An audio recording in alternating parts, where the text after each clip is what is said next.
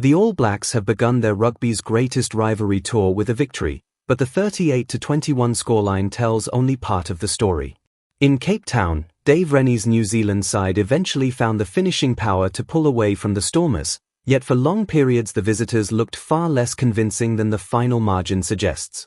The Stormers pushed the All Blacks into uncomfortable areas, exposed weaknesses in the set piece, challenged their discipline, tested their aerial game and repeatedly forced New Zealand to work much harder than many expected.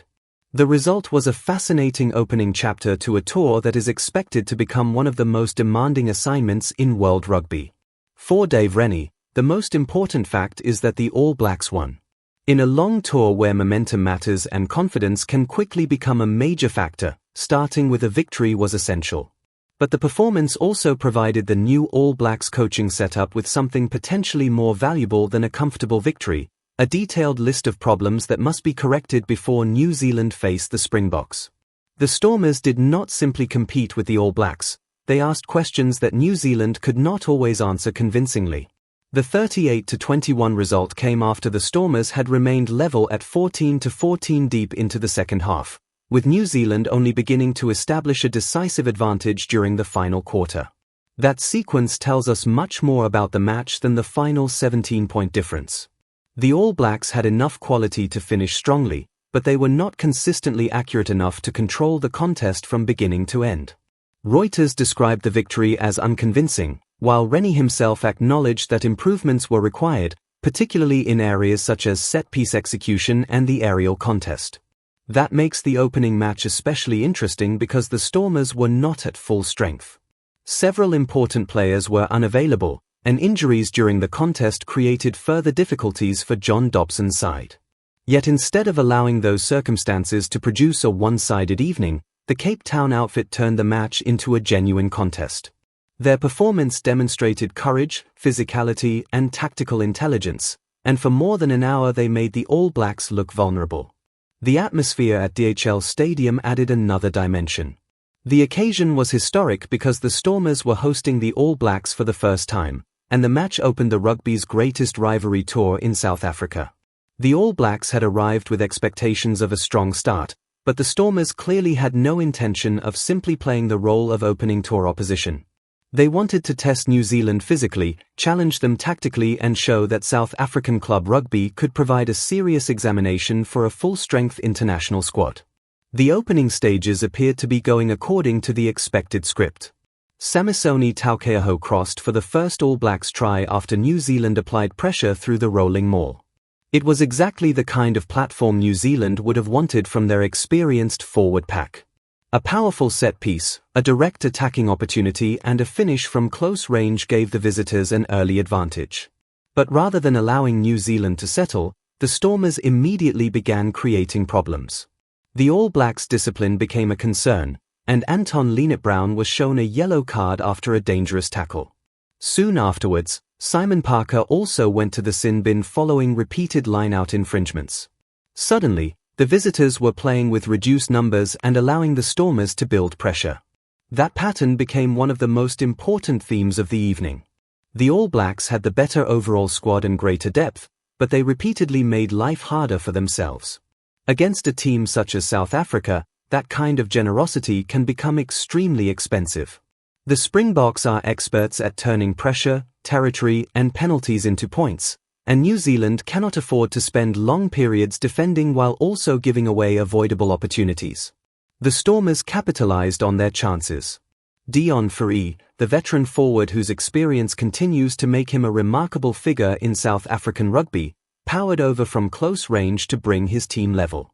The score reflected the growing confidence of the home side. Instead of being overwhelmed by the All Blacks' international pedigree, the Stormers were beginning to believe that they could win individual battles. Fourie was particularly influential. His performance was a reminder that experience can sometimes compensate for the physical advantages of younger players. He understood the breakdown, recognized opportunities quickly and remained influential despite being close to 40. His presence gave the Stormers a calmness that was extremely important during periods when the All Blacks attempted to increase the pressure. New Zealand eventually responded before halftime. A flowing attacking movement created an opportunity for Simon Parker, who finished the move to give the All Blacks a narrow advantage at the interval. The try was significant because it showed that New Zealand possessed the attacking variety to punish even a disciplined defence. But the Stormers had already demonstrated that they were not going to allow the All Blacks to dictate the game without resistance. The second half produced perhaps the most memorable moment for the home side. The Stormers created space for former Blitzboks star Sibelu Senatla, and the speedster finished spectacularly.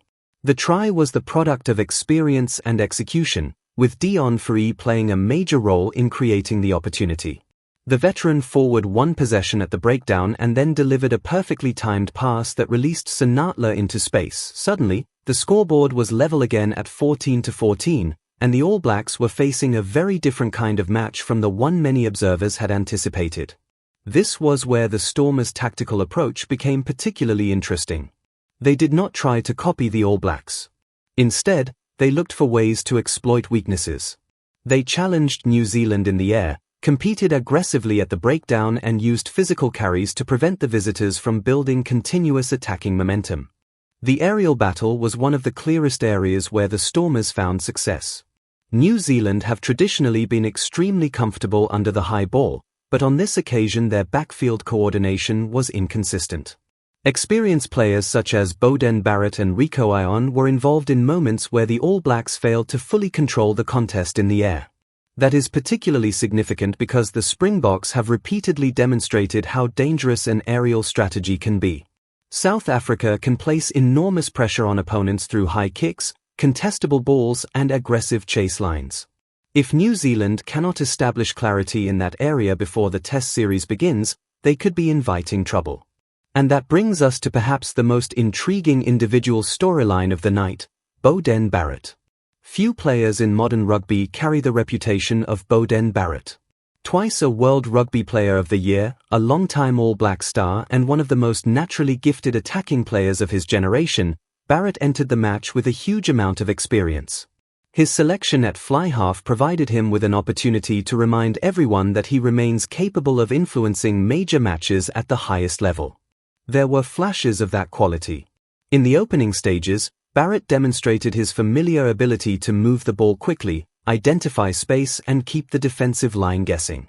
His kicking and passing showed why he has been one of the defining first fives of his era. But the performance was not consistently at the standard associated with his name. There were misplaced passes, uncertain moments and difficulties in the aerial contest. Those mistakes become more noticeable precisely because the expectations surrounding Barrett are so high. A young player making an occasional error can be described as part of the learning process. When an experienced international such as Beauden Barrett makes the same type of mistake, it naturally attracts greater scrutiny. That does not mean Barrett had a disastrous game, nor does one match determine his future. It simply means the Stormers exposed areas where New Zealand's attacking structure was not functioning with the precision expected from an experienced international side. The contrast with the Stormers' young fly-half was fascinating. Yakin Ahmed was given the enormous challenge of facing a childhood hero, and he responded with a performance full of confidence. His decision-making was impressive, his tactical kicking showed maturity and his willingness to take responsibility under pressure stood out. For Ahmed, the match represented an opportunity to measure himself against one of the most recognizable fly-halves in modern rugby. Rather than being intimidated by the occasion, he embraced it. His performance demonstrated that South African rugby continues to produce players who are willing to challenge established stars. The irony is that while Beauden Barrett entered the match with a decorated international resume, Ahmed arguably looked more comfortable in several aspects of the game. That does not diminish Barrett's achievements. Instead, it highlights how demanding international rugby has become and how quickly younger players can emerge. For Dave Rennie, this is useful information. The All Blacks need competition for places. They need players pushing established stars, and they need their experienced campaigners to understand that reputation alone cannot guarantee selection. The match also raised questions around the All Black scrum. Pasilio Tosi came under serious pressure and was penalized multiple times. The Stormers repeatedly attacked the set piece and found ways to put New Zealand under pressure. Eventually, Sile Lawaki entered the contest, making his All Blacks debut, but even he conceded a penalty shortly after coming on. The conditions were not perfect. A slippery surface can make scrummaging more difficult, and the rhythm of an international level match is different from a normal club contest. But those explanations cannot hide the fact that the All Blacks need a much stronger set-piece performance against South Africa. The hooker position also became an area of discussion. Samisoni Taukei'aho scored a try and contributed strongly around the field, but his scrummaging performance created concerns. The breakfoot requirement is designed to improve safety during the scrum, and the repeated reminders from referee Carl Dixon showed that New Zealand were struggling to consistently adapt to the requirement. For a player with Taukei'aho's experience, that is an area where improvement is essential. The Springboks will not overlook technical weakness at scrum time. South Africa have built one of the world's most feared set-piece platforms, and any weakness will be targeted repeatedly. The discipline statistics tell another part of the story. New Zealand conceded 15 penalties during the match, including 7 in the opening 20 minutes. That is simply too high for a team hoping to control a test series against the Springboks. The yellow cards to Anton Lienert-Brown and Simon Parker compounded the problem. Later, Josh Morby was also involved in a disciplinary incident that resulted in a penalty try. The All Blacks survived because they had enough quality to recover, but the lesson is clear: South Africa will punish repeated infringements. There was also a tactical issue surrounding New Zealand's adaptation to the modern aerial contest. Changes to the rules concerning escorts and the way teams protect receivers have altered defensive and attacking strategies. The All Blacks were not consistently comfortable dealing with the Stormers' willingness to place the ball high and compete. The Stormers sensed the weakness and kept returning to it. That was smart rugby. When an opponent demonstrates a weakness, the correct response is not to ignore it simply because the opponent has more famous players. You keep testing the same weakness until they prove they can fix it. The Stormers did exactly that. Yet the biggest reason the All Blacks eventually won was depth. As the match entered its final quarter, the physical demands began to take their toll on the Stormers. Injuries had already disrupted their plans. Imad Khan, Ruhan Nel and Dewald Juvenage were among the players forced off, creating additional challenges for John Dobson. The Stormers had to adapt positions and manage their bench carefully. At that stage, the All Blacks' superior depth became decisive. New Zealand began finding more space, attacking with greater speed and forcing the Stormers into defensive situations they had successfully avoided earlier. Rico Ioane crossed in the 66th minute, followed by Leroy Carter and Josh Morby. Suddenly, the scoreboard moved away from the Stormers, and the All Blacks had created the separation that had seemed impossible only a few minutes earlier. That sequence was a reminder of why international teams remain so difficult to defeat over 80 minutes. You can match them physically for long periods, but if you do not possess equivalent depth, the final quarter can become brutal. The All Blacks did not simply survive the Stormers, they eventually overwhelmed them with pace and fresh legs. But the Stormers refused to disappear completely. The penalty try late in the match gave them another reward, before Asifo Ormua produced the final All Blacks try to close out the 38-21 victory. The final score therefore reflected both sides of the story. New Zealand were good enough to win by 17 points, but the Stormers were good enough to expose weaknesses that the All Blacks cannot afford to carry into the Springboks series. That distinction is extremely important. A 38-21 victory looks convincing when viewed in isolation. But when the context is considered, it becomes much more complicated.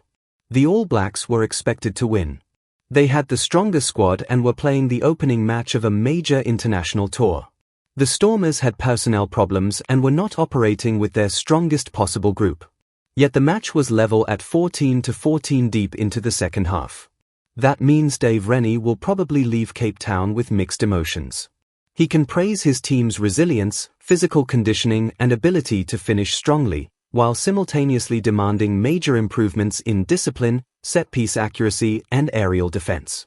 Rennie has already indicated that the tour will be a valuable preparation exercise because it tests squad depth and exposes areas requiring improvement. There were also several positives. Peter Lakai showed physicality and aggression in contact. Anton Segner continued to demonstrate his willingness to compete. Fabian Holland and Patrick Tuipulo provided stability in the second row, while Cortez Ratimer added speed around the fringes and brought energy to the All Blacks attack. Rico Ioane showed his attacking quality by finding the try line, while Leroy Carter and Josh Morby provided finishing power as the Stormers began to tire. Asifo Ormua also contributed from the bench, demonstrating why New Zealand have such confidence in their ability to maintain intensity late in matches. These positives matter because the purpose of a tour like this is not only to win each game. It is to build a squad capable of surviving the most difficult Test rugby. New Zealand have 4 matches against the Springboks later in the tour, and the pressure will be considerably greater than it was against the Stormers. The tour schedule also includes fixtures against the Sharks, Bulls and Lions before and around the Test series. That means Rennie has an opportunity to use these matches as a laboratory. He can test combinations. He can identify which players handle pressure. He can see which forwards can survive against powerful South African packs. He can determine which backs can handle the aerial contest. And perhaps most importantly, he can find out which players can maintain discipline when the opposition refuses to allow them to play comfortably. The Stormers provided the first warning. The Sharks will provide another. The Bulls will provide another. And then the Springboks will arrive. For Beauden Barrett, the challenge is equally clear. His reputation is already secure. Nobody can erase what he has achieved simply because of one imperfect performance. But if he wants to establish himself as a major part of New Zealand's plans during this tour, he needs to respond. The best players often separate themselves from everyone else not because they never struggle, but because they respond when they do. Barrett has spent much of his career doing exactly that. His next performance will therefore be fascinating. Will he become more aggressive in controlling territory? Will he improve his aerial communication? Will he simplify his passing when pressure arrives? Will he take more responsibility for managing the tempo? These are the questions that will follow him into the next match. And the answers could influence the larger selection picture. The young Yakin Ahmed, meanwhile, can walk away from the match with enormous credit. His team lost, but his individual performance created one of the most compelling stories of the evening. Going toe-to-toe with a childhood hero and showing that he belonged at this level is exactly the kind of experience that can accelerate a young player's development. The Stormers can also take enormous pride from their collective performance. John Dobson asked his players to make the match difficult for New Zealand, and they did. They did not simply defend for 80 minutes. They attacked. They challenged the All Black set piece. They competed at the breakdown. They kicked into the aerial contest. They took opportunities when they appeared. Most importantly, they refused to be intimidated. That attitude could be important for the rest of the tour. If the Sharks, Bulls and Lions approach their matches against New Zealand with similar intensity, the All Blacks will have to work extremely hard for every victory. And that is exactly what makes this tour so fascinating. The traditional image of a touring international team traveling through South Africa often involves a massive gap between the Test side and provincial opposition. But modern South African franchise rugby has developed into an extremely competitive environment. Players are accustomed to physical battles, tactical pressure and high-stakes matches. The Stormers demonstrated that. They may not have won, but they forced the All Blacks to reveal their weaknesses. For New Zealand, that could ultimately become a blessing. A comfortable 50-point victory might have created confidence but hidden problems. Instead, the All Blacks have received a warning before the biggest matches begin. The scrum needs attention. The discipline needs attention. The aerial contest needs attention.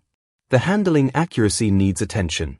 The defensive communication needs attention. And the decision-making under pressure needs to become more consistent. Those are not small details.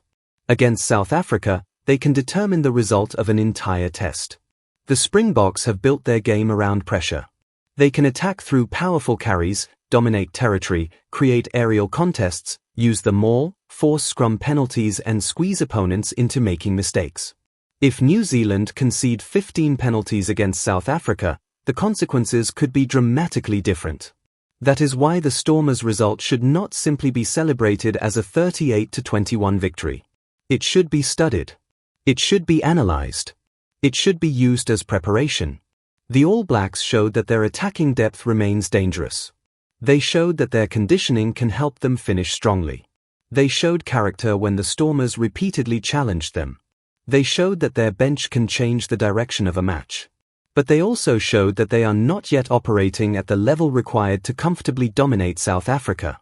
And perhaps that is the biggest takeaway of all. The Rugby's Greatest Rivalry tour has only just begun. The All Blacks have one victory on the board, but the real examination is still ahead. Dave Rennie now has the opportunity to correct the problems exposed in Cape Town before the pressure becomes even greater. The Stormers have provided the blueprint for how opponents can challenge New Zealand, attack their discipline, test their set piece, contest the aerial ball and refuse to let them establish rhythm. The question now is whether New Zealand can respond. If they can, the Stormers' match may eventually be remembered as an ideal warning shot. If they cannot, then the weaknesses exposed in Cape Town could become one of the defining stories of the tour. For Beauden Barrett, the story is equally unfinished. His performance did not match the extraordinary standards he has established throughout his career, but there is still plenty of time for him to respond. Rugby careers are rarely defined by one match, especially for players with his experience. For the Stormers, the story is one of pride. They faced the All Blacks, pushed them hard, scored 3 tries and remained within touching distance deep into the second half. They demonstrated that South African franchise teams can make international opposition uncomfortable. For the All Blacks, the story is one of opportunity. They won. They survived. They finished strongly. But now they must improve. The next stage of the tour will demand more precision, more discipline and greater tactical clarity. The Sharks will study what happened in Cape Town. The Bulls will study it. The Lions will study it. And somewhere in the background, Rassie Erasmus and the Springboks will certainly be paying attention to the areas New Zealand struggled with. That is what makes a tour like this so compelling. Every match becomes part of a larger tactical conversation. Every mistake becomes information. Every selection decision becomes meaningful. Every young player who performs well creates pressure for the next selection. And every established star who struggles knows that another player is waiting for an opportunity. The All Blacks have taken the first step with a 38-21 victory. But the Stormers have made sure that victory does not come without questions. The biggest question may be simple. Can New Zealand turn the lessons from Cape Town into improvement before they face the world's most physically demanding test challenge? The answer will shape the next chapters of rugby's greatest rivalry. And if the opening match is any indication, this tour could become far more competitive, unpredictable and revealing than the final score from Cape Town suggests. The All Blacks have won the first battle. But the Stormers have shown them exactly where the next battles might be won or lost.